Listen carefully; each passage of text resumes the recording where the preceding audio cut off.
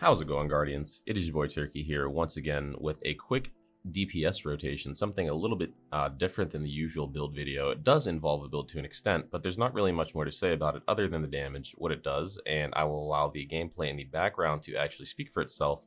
And really, let's just hop into it because it does take an old friend, a weapon that a lot of people remember from back in the day that I'm recently getting now for the first time thanks to Pantheon and all of the spoils of conquest you get from it.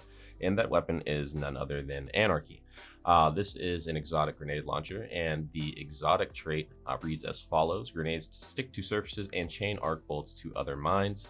And this weapon functions very similar to me the way that the Wither Horde did years ago whenever I used to play prior to nerfing the cool duration, whereas you can shoot it and then swap to something else, and as long as that something else did respectable damage, it was constant DPS. And I'm a big fan of constant DPS and having things happening regardless of if I'm weapon swapping or if I have a super going on. I like having multiple sources of DPS, and Anarchy is able to do that. And also with the arc reserves recently being buffed, it made it that much more viable to be used. And if I'm not mistaken, I did see Esoteric using it in some of his clears of the Hypernet GM whenever he soloed that, which were also very impressive. So be sure to check out Esoteric using this weapon as well to better familiarize yourself with it. And also we have in the primary slot, which is a Nightfall weapon. Debatably my favorite hand cannon in the game. I find it very hard to take this weapon off, and this is going to be the Warden's Law. You can use the Adept or the non-Adept version. I was lucky enough to get the role that I wanted whenever it was double Nightfall rewards for the Hypernet GM. This weapon it's just, in my opinion, the best weapon for Lucky Pants. You don't have to sacrifice an exotic slot, and it's going to do just as much as an exotic would ramping up to it, and it ramps up faster than most of them anyways, with it being a two-round burst. The perk that we have is Vorpal Weapon and 4 times a charm. Vorpal did receive a nerf not too long ago, so Frenzy could be acceptable in this as well, but I still will take Vorpal just to have it.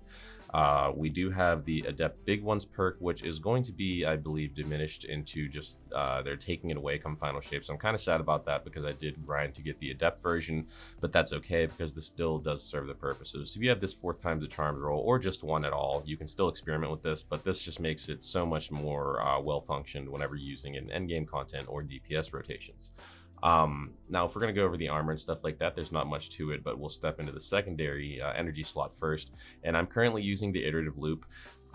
This is a Neo Muna weapon. You can actually craft this. I do have the pattern for it. I just haven't went and crafted it yet myself, but I probably will be doing that in the future given how well it performed. Regardless of the nanotech tracer seasonal mod going away with final shape, I'll still be okay with that. This weapon is a lightweight rapid fire frame fusion rifle. It does tons of damage, especially with the buffs from the seasonal mod.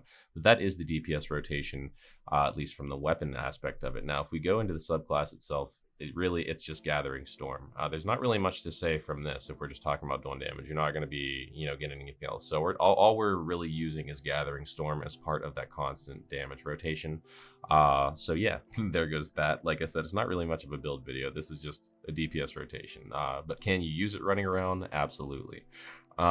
Viable substitutions for iterative loop probably are, you could potentially use the Uzume if you want to use the seasonal mod to snag your Radiant, wherever that is. Rapid Solar Weapon Precision Hits and Rapid Solar Weapon Final Blows grant Radiant. If you're able to sneak a couple of shots in with something like that, you could get Radiant procced in 2 shots on arc, which would help you obviously do more damage with your Lucky Pants. I opted to just stick with the triple arc surge mod and the iterative loop. I'd imagine Indebted Kindness would also perform well given that you can hit some crit shots, and I think it's the Adored comes with triple tap and Vorpal as well if you want to follow those Arc Surge mods.